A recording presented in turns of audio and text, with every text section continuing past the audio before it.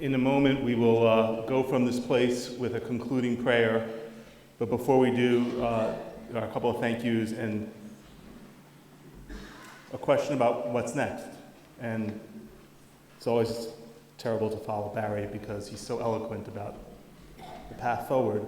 But we want to thank, of course, Congregation Mishkan Tefila, as Barry said, 6 times. I think it was actually 8 times in the last 2 years, but Congregation Mishkan Tefila has continued to open its doors to us over and over again as a community.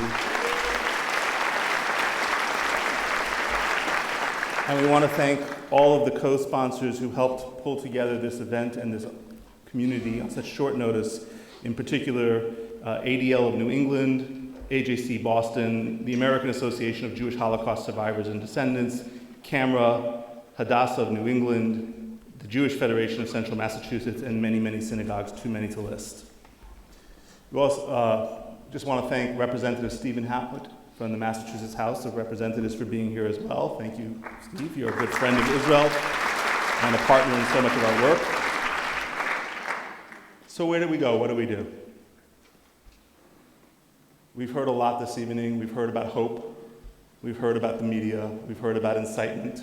We've heard about Israelis knowing that they don't stand alone when we are with them in person or in spirit. Michael Lakin talked about Facebook incitement.